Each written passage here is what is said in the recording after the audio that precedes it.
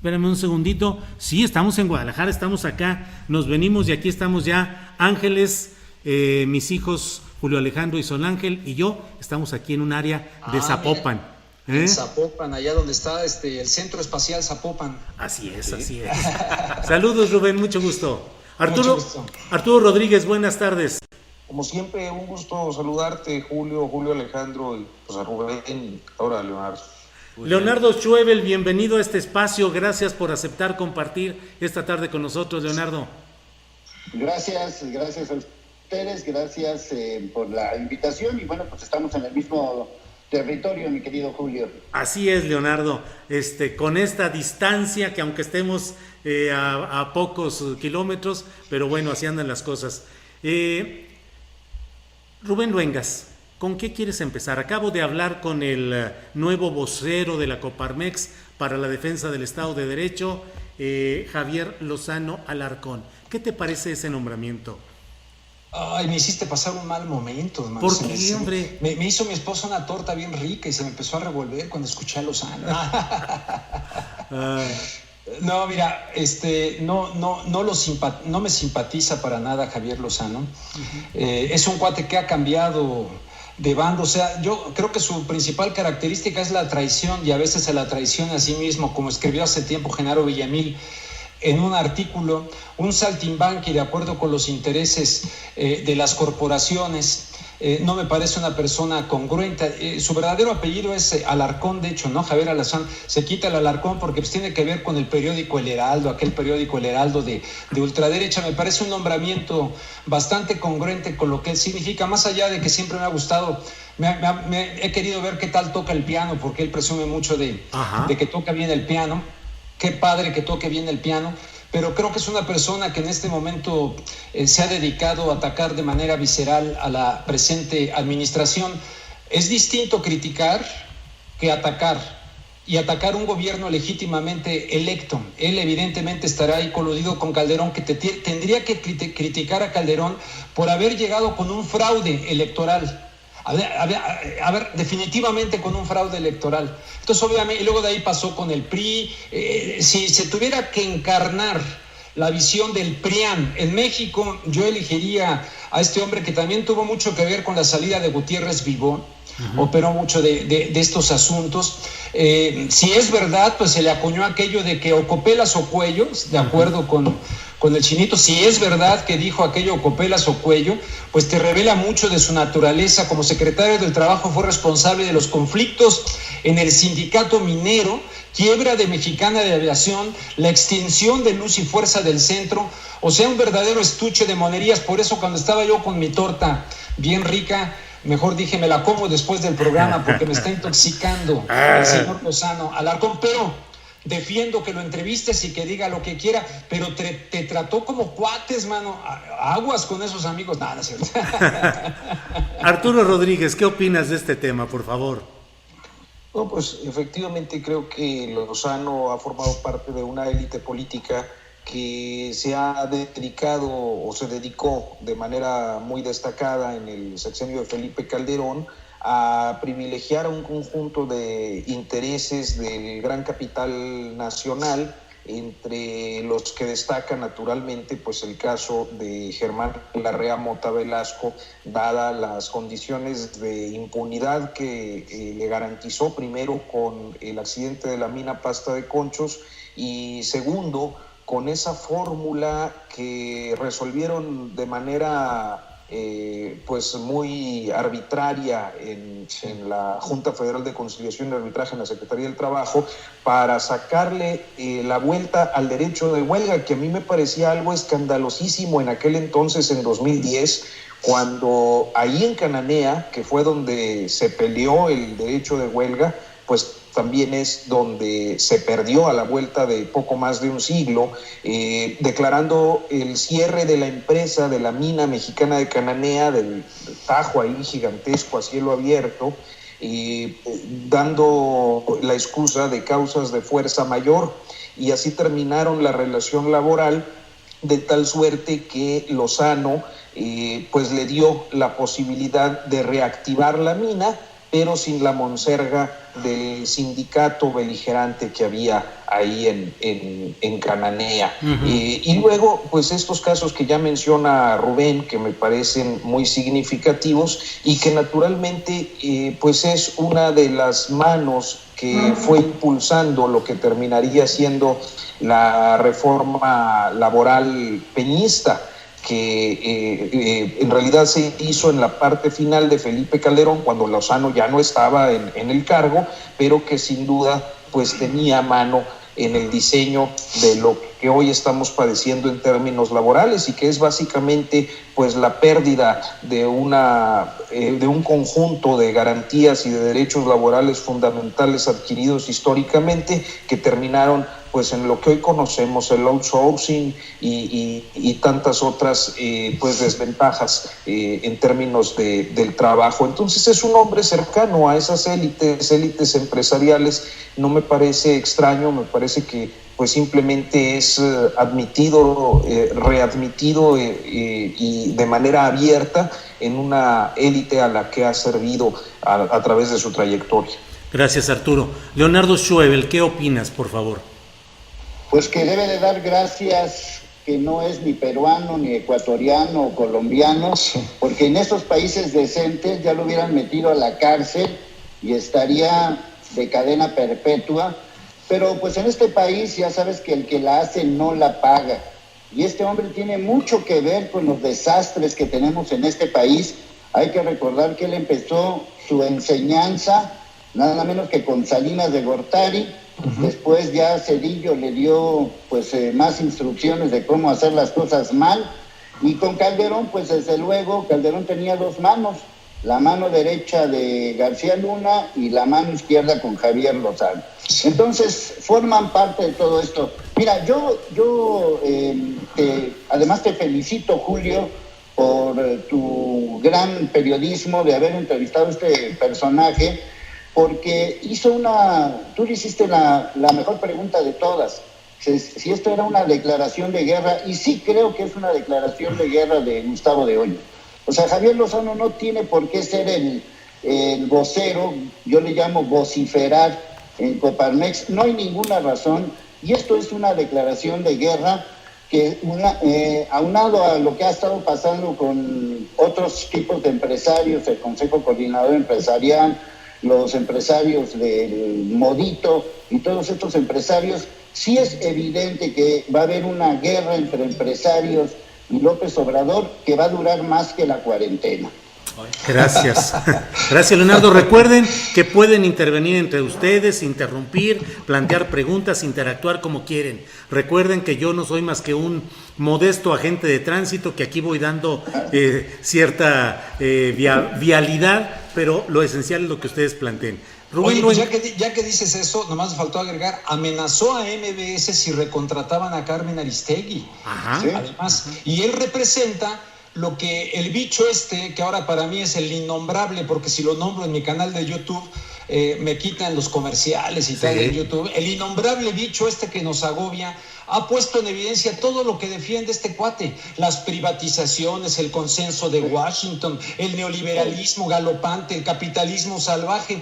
Representa el fracaso de eso en el mundo, que ahora hasta el Fondo Monetario Internacional está pidiendo que cambiemos de políticas, pero amenazó a MBS si recontrataban a Carmen Aristegui. Pues que se dedique a tocar el piano mejor con Condoleezza Rice. Yo sí lo he escuchado tocar el piano y lo hace bastante bien, porque además es un concertista, o sea, sí sabe ser. Y en alguna ocasión, en algún programa, dije exactamente lo mismo, que se dedique a la música. Mira, aquí hay una cosa muy grave de toda esta situación. Si no aprendemos nada de todo lo que estamos viviendo, entonces habrá sido tiempo perdido todos estos meses. ¿Qué es lo que nos está enseñando este bicho, como tú bien dices, porque no lo podemos decir en YouTube? ¿Qué es lo que este bicho nos ha enseñado? Que tenemos que cambiar la forma laboral del mundo. Es decir, en lugar de dedicarnos a comprar chucherías, hay que comprar más alimentos. ¿Qué necesitamos para comprar más alimentos? Pues que se produzcan más alimentos. Necesitamos más gente que se dedique a lo médico y no estar privatizando otro tipo de circunstancias. Necesitamos más hospitales que edificios. Esa es la gran enseñanza laboral que nos debe de dar esto. Si esa enseñanza no la aprendemos, después de la cuarentena va a haber levantamientos sociales de toda la gente desempleada, toda la gente que está afectada y una serie de cosas. Aunque sí coincido, después de escuchar la entrevista, que hay 2 o 3 cosas que López Obrador no se debe de meter. Una es el tema de las Afores. Ahí sí no se debe de meter el gobierno. Y el segundo punto es de que él se quiere autonombrar como pues quiere ser el poder ejecutivo y poder legislativo al mismo tiempo. Sí se necesita un contrapeso para decir a López Obrador que eso no se debe de hacer. Lo está haciendo Muñoz Ledo, que lo hagan diputados que mantenemos con nuestro dinero, todos esos diputados del Movimiento Ciudadano, del PRI, del PAN, que no hacen absolutamente nada, lo deberían de estar diciendo ellos.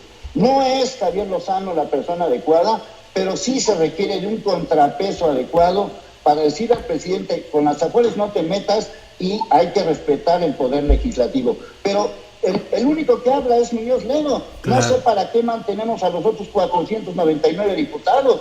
Claro. Gracias, Arturo. Sí. ¿Cuál es tu opinión general sobre esto que estamos planteando? Bueno, no sabía muy bien a qué... ¿Crees que se está declarando una guerra política de la Coparmex contra López Obrador con esta designación de Javier Lozano Alarcón como vocero especial para la defensa del Estado de Derecho?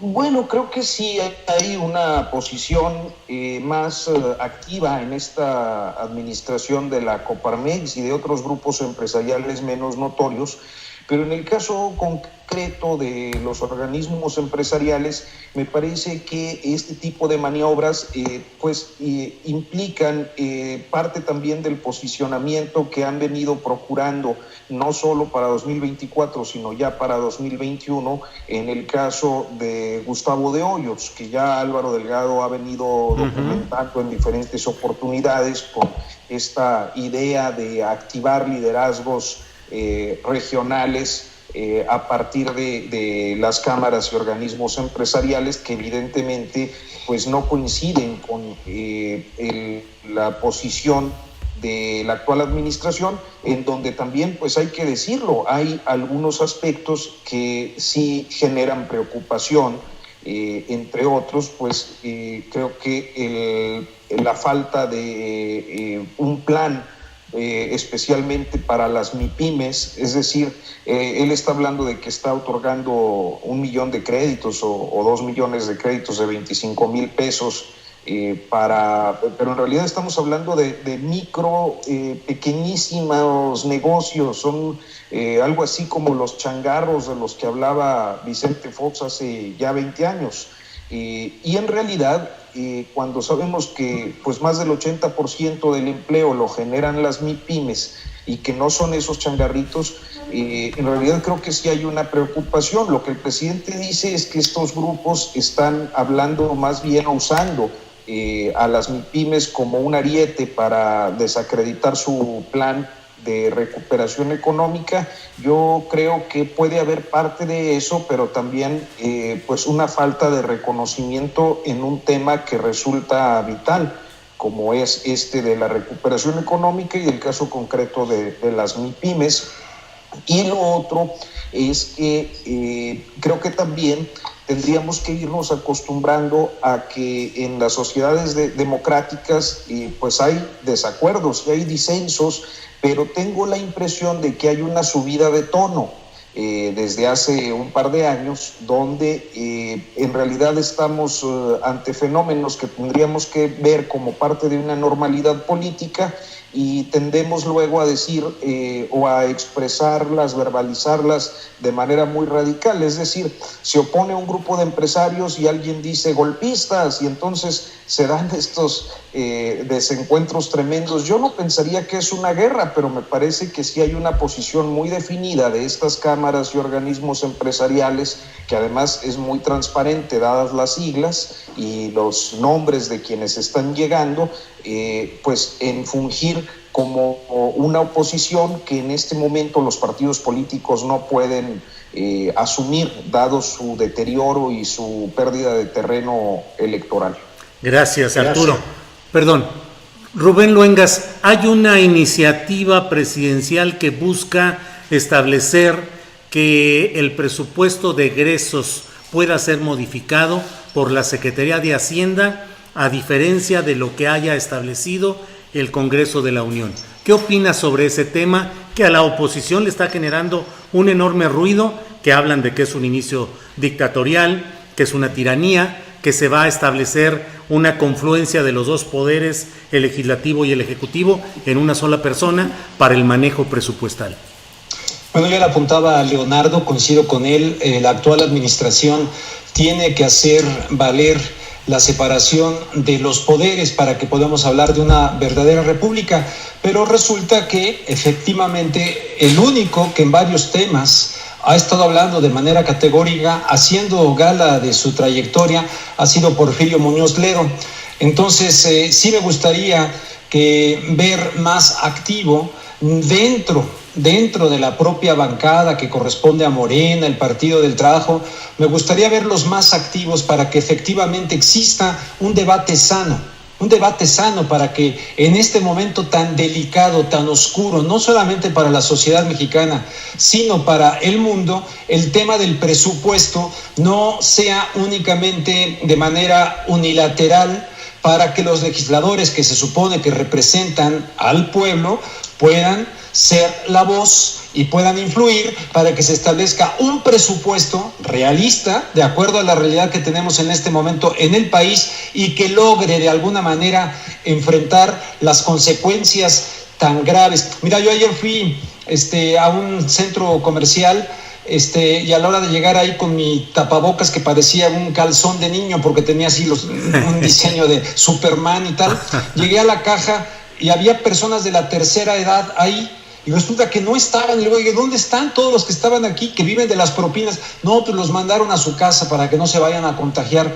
Pues si no se mueren de esto, se van a morir de la falta de trabajo, de la falta de ingresos. Entonces ahorita a nivel internacional está existiendo una inyección de dinero por parte de los gobiernos para tratar de paliar más o menos la situación. Por lo tanto, yo creo que sí, no me gusta que esto se vaya concentrando nada más a nivel gubernamental, aunque tienen su responsabilidad de hacerlo, y que sí se coparticipe con los legisladores en decisiones tan importantes en este momento, donde una sola persona o un pequeño grupo sería mejor que sumen pensamiento, porque donde piensan dos o más, piensan más que uno.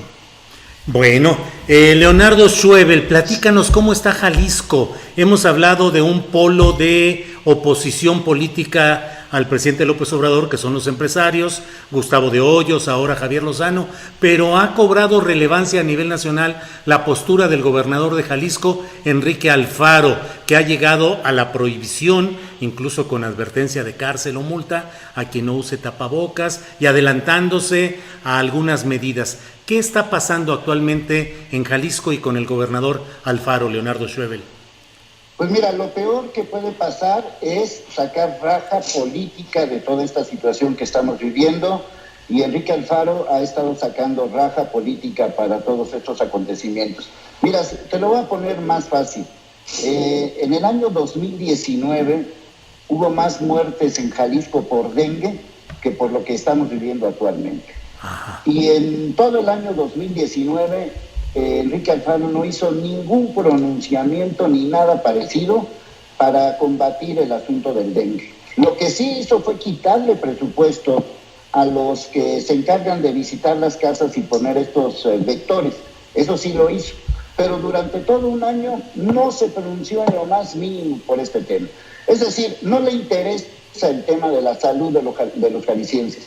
Vio una oportunidad para que pudiera tener un lugar a nivel nacional, y pues no es nada casual que tantos medios de comunicación de repente se les ocurra la misma idea de a todos entrevistar al mismo personaje.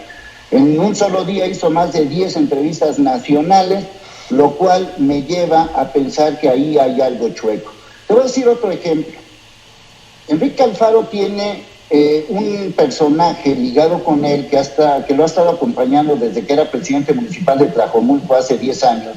Y este personaje, junto con otros más, tienen empresas que se encargan de la publicidad, que se encargan de los mensajes, etc.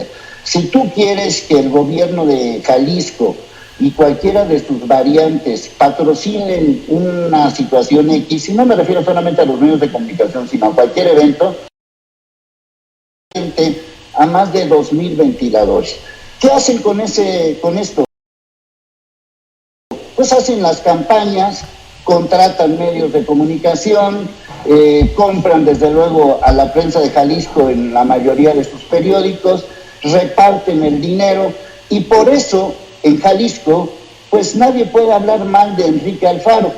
Lo peor no es eso, sino lo peor es que se gastó ese dinero en empresas ligadas con él, con el propio Enrique Alfaro y con sus amiguitos, en detrimento de la salud de los jaliscienses. Y pues eso pues te explica de una manera muy clara todo esto. Lo peor del caso es que si no le haces caso, pues ya ves cómo te califican, ¿no? Con esta palabrita, que yo no me voy a rebajar a decirla, de esa manera califica a toda esta gente. Yo acabo de presentar un video donde la gente está haciendo fila toda la noche en Puerto Vallarta para que le den una despensa, y es gente que está despedida de sus trabajos y ni siquiera hay un programa. Acuérdate que en Puerto Vallarta el presidente municipal lo primero que hizo fueron fosas, entonces como que ya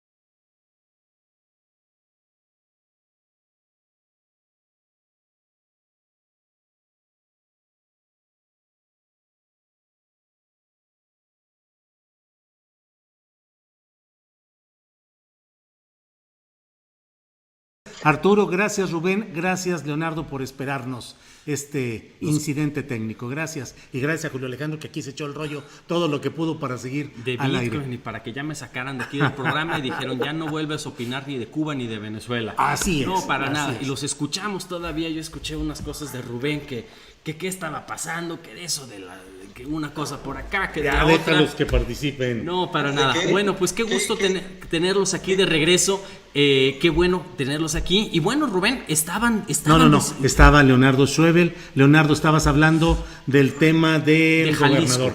Estamos en la parte. Pues mejor ya no hablo porque nos cortan. Bueno. Mira, yo lo único que quiero decir es, mira, una cosa, no sé en qué me quedé, pero sí es muy grave que no solamente Alfaro, también está el de Michoacán y otros más, que le estén sacando raja política a esta situación. Ajá.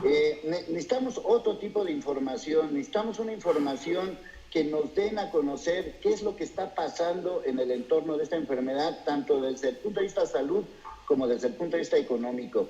Y este tipo de situaciones se prestan a que haya esta jugarreta política. Entonces, entre que pasa una cosa a nivel nacional, entre que pasan algunos estados que se están levantando, las decisiones de, por ejemplo, lo de San Pedro Garza García de hacer una fase 4, y aquí sí hay toque de queda, y aquí la gente no se puede circular a las 10 de la noche, hay un desorden total, y me temo que nada tiene que ver la salud, sino solamente es llamar la atención políticamente.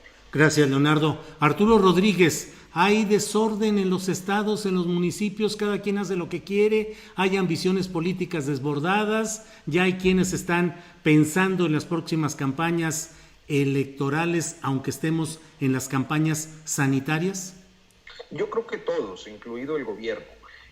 Pero sí me gustaría referirme un poco a estos dos temas que tocamos con Rubén y con Guillermo, principalmente porque me parece muy preocupante. Por una parte, sí, ya sabemos el desaseo en la forma jurídica, creo que es parte inherente de pues las formas de esta presidencia, pero me parece muy preocupante la reducción que está planteando, particularmente en el decreto, y para lo cual manda la iniciativa esta de poder mover el presupuesto como él decida por la emergencia, de reducir en 75% el gasto corriente. Originalmente, el 5 de abril, el presidente había dicho que era una reducción de 50% a los gastos de operación, que básicamente tenían que ver, ya luego cuando fuimos viendo las circulares de Función Pública y de Hacienda, con los capítulos 1000, 2000 y 3000, que son aquellos que tienen que ver con servicios generales, con algunas plazas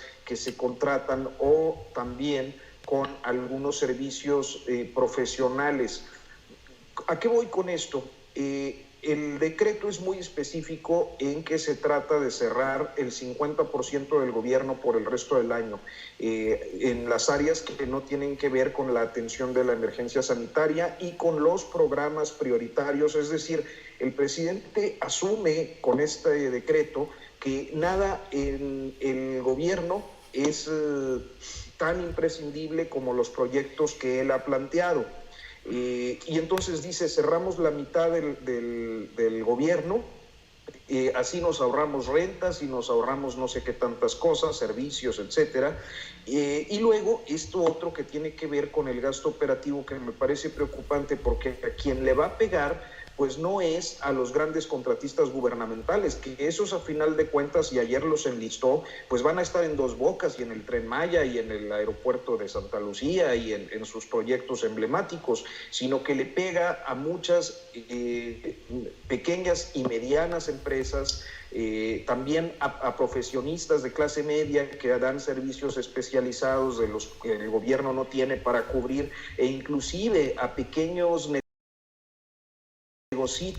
que son proveedores de cositas muy elementales, pero que en buena medida dependen del gobierno. Entonces me parece que esto es verdaderamente motivo de mucho análisis. No se ha hablado lo suficiente, hay muchas dudas al respecto, y ese sería un tema que a mí, más allá, claro, está la parte de la constitucionalidad, de la división de poderes. Yo justo hice un reportaje al respecto en la edición, por eso estoy volteando hacia abajo a cada rato, en la edición actualmente en circulación de Proceso, y hay una segunda nota mía en esta edición de Proceso que tiene que ver con una cosa de Alfaro, justamente, que me parece que es otro de los que andan en la construcción de su proyecto presidencial, Y me llamó mucho la atención la semana antepasada, porque cuando se pone más beligerante le contesta López Obrador: oye, no me llevo bien con todos los gobernadores, nada más les voy a pedir que no contraten deuda.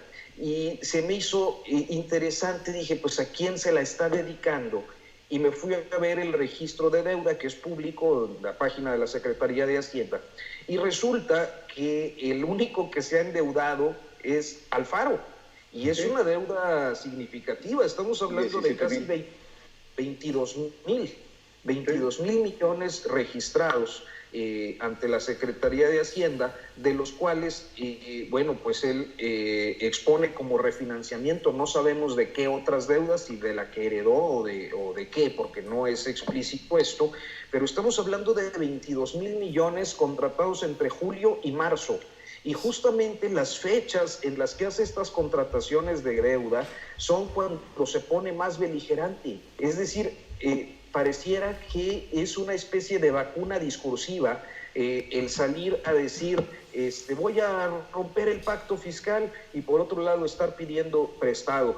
Las deudas en su mayoría, excepto 600 millones de pesos que contrató en marzo, el 11 de marzo para ser específico, son para pagar hasta 2039.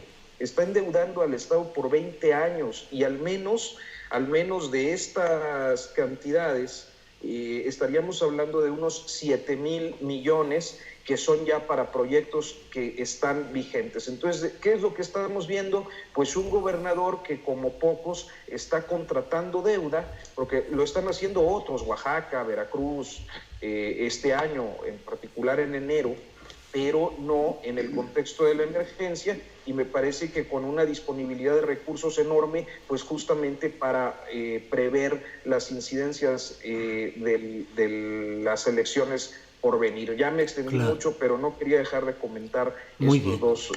Y nada más, si me permites, Julio, ¿sí?, apuntalar más sobre este tema, de que ya ves que Alfaro estuvo insistiendo con sus famosas pruebas rápidas. A final de cuentas no son pruebas rápidas, son las pruebas normales, pero si te la haces en la Universidad de Guadalajara, que es la sucursal para hacer negocios aquí en Jalisco, te sale al doble que si lo hicieras en un lugar privado.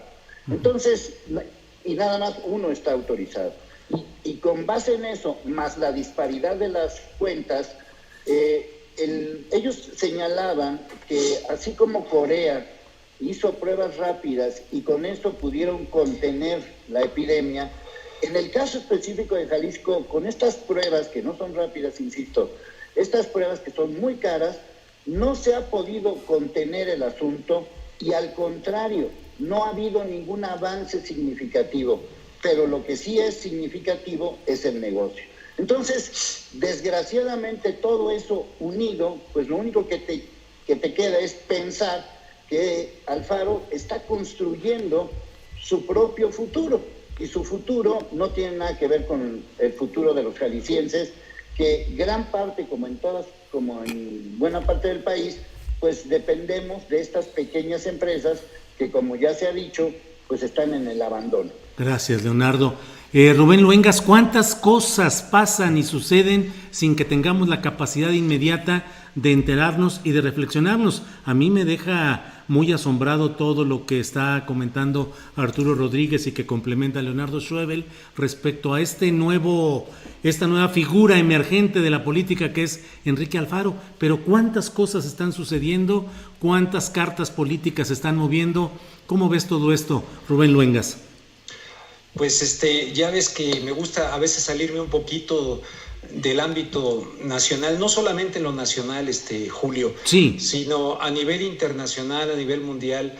Creo que esto tiene que ser, como incluso ya lo apuntaba Leonardo, si no aprendemos nada de esta situación, y yo creo que es lo más urgente en este momento, más allá de respetar las indicaciones que se nos dicen del tapabocas, de quedarnos en casa, de sumarse a esa solidaridad para evitar que uno se enferme y que los demás se enfermen, al margen de la utilización de estos personajes, por muy gobernador, etcétera, pero que humanamente reflejan una calidad no de acuerdo a las circunstancias, no de acuerdo a lo que requiere el mundo.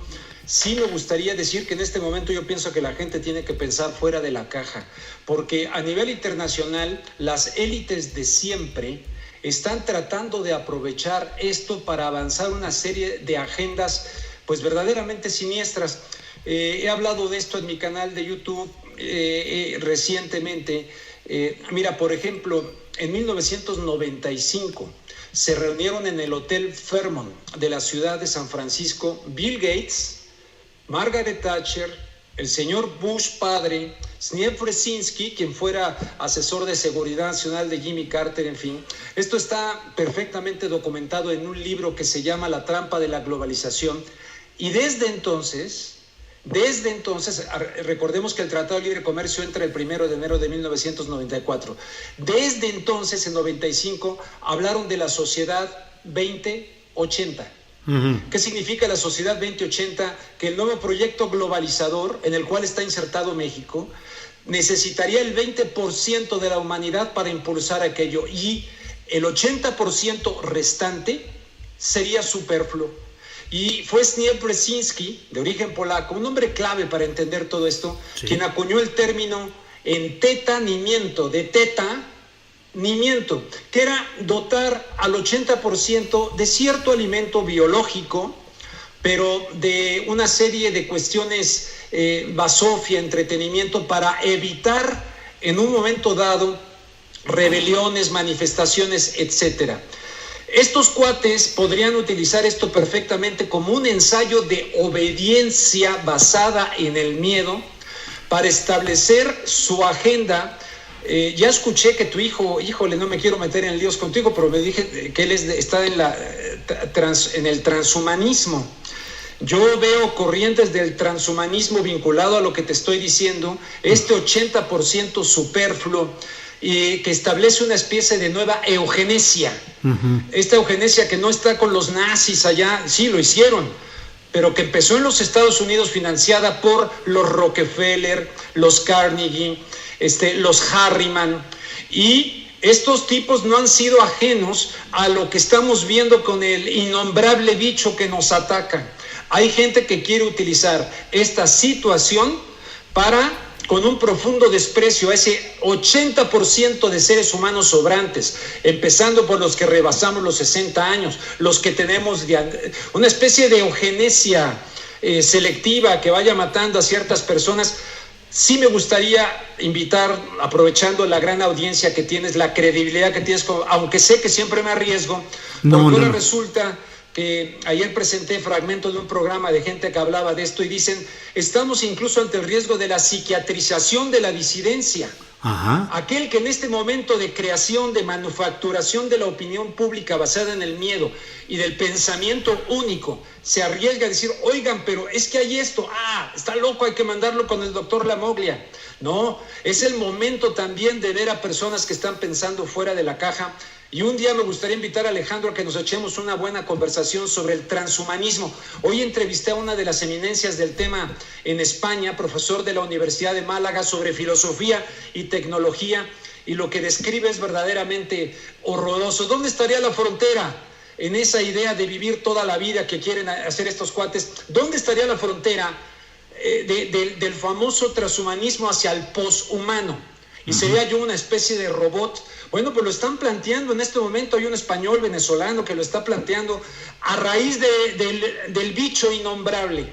Claro. Entonces, ojalá que un día nos echemos un debate sobre ese tema, porque es algo muy crucial en este momento, porque hay élites perversas, aunque le suene a algunos tontos útiles como teoría de la conspiración. No, aquí es un espacio, lo sabes bien, Rubén, para una absoluta libertad, para discutir, para analizar con absoluta libertad. Julio Alejandro toma nota de lo que estás diciendo y ya contestaré contigo. Sí, claro.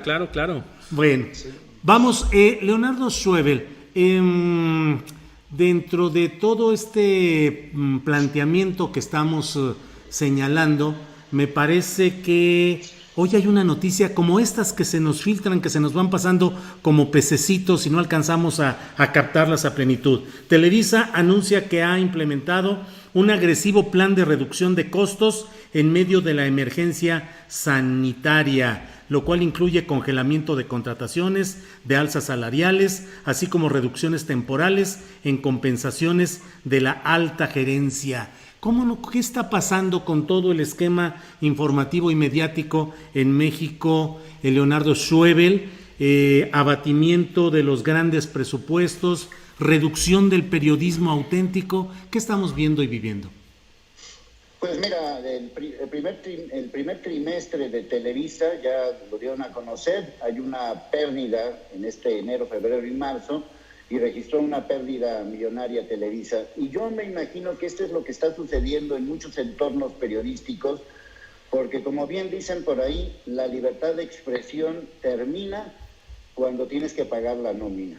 Y bajo estas condiciones, cada día estamos más inmersos en un periodismo de notas y no en un periodismo de investigación. Si tú lo ves desde esa manera, llevamos con este asunto del COVID famoso desde por lo menos todo marzo y todo abril. Estoy hablando de México. No ha habido hasta el momento ningún medio de comunicación, vamos a decir tradicional, que haya presentado una documentación, un reportaje o algo diferente a lo que todo mundo está hablando. Es decir, nadie se quiere meter con ese tipo de temas. Y por el otro lado, hay un público que cada día se está relajando más y que no quiere saber nada de este tipo de historias, que ya no quiere nada ni del COVID, ni de la política, como ya no hay deportes, pues tampoco. Entonces, pues vienen los ovnis famosos a salvarnos para entretenernos un rato. El problema en esencia es que la gran mayoría de los medios han chupado del erario y ese presupuesto ya no existe, o por lo menos ya no es tan evidente como en otras ocasiones y como se ha documentado también en muchísimas veces. Ya mucha gente dedicada al periodismo ya no recibe por publicidad, pues en sus cuentas particulares, pues todo lo que antes se recibía. Eso es a nivel nacional. A nivel regional, como en el caso de Jalisco, sí siguen existiendo tanto esos medios de comunicación que chupan del erario y tanto esos periodistas que curiosamente todos tienen empresas y se encargan de lo mismo, de la publicidad, y que sí reciben dinero ante todo este tipo de situaciones. ¿Cuál es el peligro de todo esto? Pues que no hay trabajos de investigación, que no hay trabajos de sustentar algún tema, pues por lo menos informativo, ya no estoy hablando de algo especial. No es posible que en México, un país tan grande y con tantos medios de comunicación, no se haya presentado una sola historia diferente relacionada con este tema. Me refiero a los temas tradicionales. Algunos medios, por ejemplo, Proceso, pues sigue manteniéndose en su misma figura, lo mismo que algunos otros medios tradicionales, pero hay una crisis de credibilidad que si a esto le sumamos una crisis informativa de todas las mañanas que estamos viendo, que ya se convirtió en un auténtico circo con esos personajes extraños que se ostentan como periodistas y que lo único que hacen, al parecer, es mandar un guión de cuál va a ser la agenda del día de hoy, y hoy nos vamos todos a dedicar a que el modito no sé qué, el no sé qué de no sé qué. Y sí hay un grupo de personas que lo único que hacen es pues estar señalándote y te califican de mercenario, de chairo, de conservador, de yo qué sé qué. Entonces sí hay una crisis para el periodismo independiente, que yo lo represento en las redes sociales, porque yo nada más dependo de los ingresos que puedo obtener por YouTube y por Facebook. Cuando tienes esos medios que te censuran, donde no puedes hablar contra Trump, no puedes hablar de violencia, no puedes hablar del COVID, no puedes señalar a ciertos personajes, y entonces pues te quedas siendo una especie de periodista que va a llegar un momento en que pues o por lo menos en mi caso, pues me voy a tener que dedicar a vender tortas ahogadas para tratar de mantener pues lo que estoy haciendo. Gracias, Leonardo, y esperemos que no te dediques a eso porque tu oficio requiere otras cosas, y si lo haces también, sé que vas a hacer unas tortas ahogadas muy sabrosas. Estamos ya en la parte final. A Arturo Rodríguez, ¿qué opinas de esta crisis del periodismo de la que estamos hablando ahora con Leonardo Schwebel?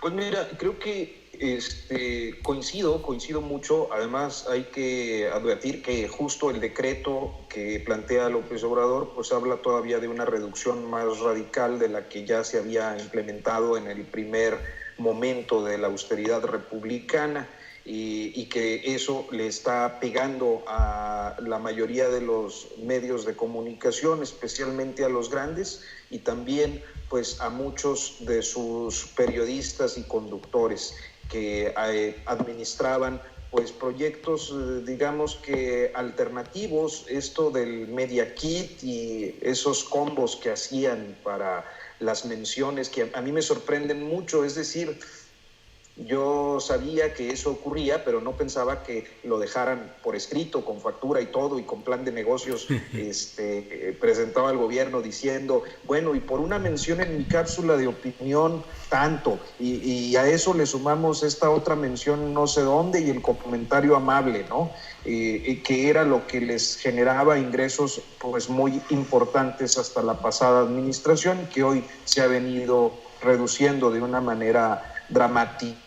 Pero creo que un aspecto que no podemos soslayar en este tipo de análisis es que en realidad el periodismo, como lo hemos conocido, sufre una crisis que lleva ya pues al menos una década, como parte de un proceso difícil de adaptación al cambio tecnológico. Es decir, ha cambiado el sistema de producción y con ello la forma de hacer negocio, y que los grandes medios pues ya no van a ser los grandes generadores de riqueza como habían sido hasta ahora, sino que hoy existen pues proyectos como el de Guillermo, como el de Rubén, que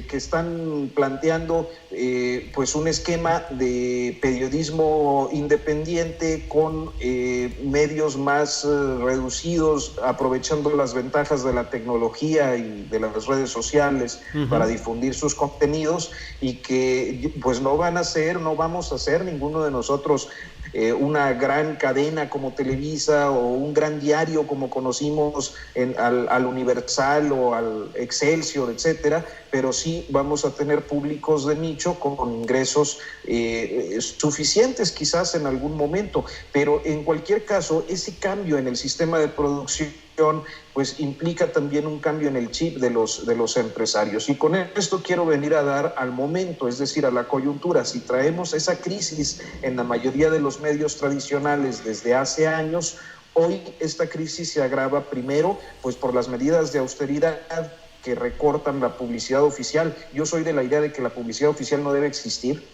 no en los términos en los que ha existido en este país. Es decir, si estuviéramos al mismo nivel de competencia sin la publicidad oficial, pues yo creo que varios de ustedes se llevarían al baile a Televisa o TV Azteca, ¿no? Nada más por el contenido y la línea editorial que cada uno de ustedes sigue. Pero por otra parte, considero que este asunto del momento sanitario que estamos viviendo, para no pronunciar esta palabra, yo no sabía que desmonetizaban, ya no voy a hacer videocolumnas hablando. Invéntale un nombre ahí, el bicho. A ver, Rubén Luengas, don Rubén Luengas, le toca ir cerrando esta plática, esta mesa de periodistas espléndida. Por favor, Rubén. Con muchísimo gusto. Ya ves que les dije de esto del entretenimiento de Zbigniew Brzezinski. Sí. Pues el periodismo ha sido fundamental para eso, el falso periodismo, el entretenimiento disfrazado de noticia, entretenimiento, donde hay temas definitivamente que lo dejan fuera del análisis. Por ejemplo, ahorita en la mayoría de los medios quieren llevar la contabilidad de los muertos, las estadísticas, etcétera, pero hay un mar de fondo en todo este tema. A veces ver lo que tenemos delante de nosotros requiere de un gran esfuerzo, y en este momento, ante la situación que estamos viviendo a nivel mundial, hay muchas aristas, hay muchísimas cosas de reflexión humana. Entonces, este periodismo de consumir entretenimiento disfrazado de noticia, me parece muy lamentable. Periodismo que no incomoda no es periodismo. El periodismo tiene que, como aquel famoso discurso de John F. Kennedy en el Hotel Waldorf Astoria, de verdad tremendo, una cátedra de periodismo que dio ahí. No les estoy pidiendo, decía Kennedy, que apoyen al gobierno, dice, al contrario, les estoy pidiendo, cuando Kennedy habló de un famoso discurso en contra de las sociedades secretas y que habló en contra de los juramentos secretos y habló de un advenimiento de algo verdaderamente horrible y dijo, quiero que investiguen porque el periodismo no es nada más para entretener, dijo Kennedy, es famoso, lo pueden buscar por ahí. Claro, no lo busquen en páginas raras porque estos se encargan de mezclar verdades y lo meten en páginas raras para que cuando salga entonces quede como desprestigiado. Pero ahí dio una clase de periodismo muy importante, Kennedy, fundamental, cuyo sobrino ahora, Robert Kennedy Jr., hijo de Robert Kennedy, asesinado en Los Ángeles, está dando un enfrentamiento, por ejemplo, a Bill Gates con el tema de las vacunas. Y me parece fundamental que la gente sepa qué piensa Robert Kennedy, que no es un chalado, no es un conspiranoico, no está loco, y está diciendo muchas cosas, por ejemplo, con el tema de las vacunas. Y no se habla de eso en los medios de comunicación. A ver, señor Bill Gates, vamos a debatir con Robert Kennedy Jr., hijo de ese candidato en las primarias asesinado en Los Ángeles, que por cierto, un latino que murió no hace poco, llegó, lo atendió y le puso un rosario en las manos de Robert Kennedy. A eso voy, tenemos que un periodismo de investigación, un periodismo que se la juegue, que cuestione, que la gente despierte de este letargo del entretenimiento que nos deja dormidos como bebé y no nos permite ver muchas cosas que sin duda están detrás de la cortina de humo. Pues muchas gracias, Rubén Luengas, por esta participación. Gracias y buenas tardes. Gracias. Buenas tardes. Leonardo, gracias, buenas tardes. Buenas tardes. Que todo esté bien, gracias por participar en esta mesa con muchos asuntos jaliscienses importantes, Leonardo, gracias. Arturo Rodríguez, Arturo que ya... Sí, pues Arturo, muchas gracias y seguimos en comunicación. Un abrazo, hasta pronto. Gracias, hasta pronto.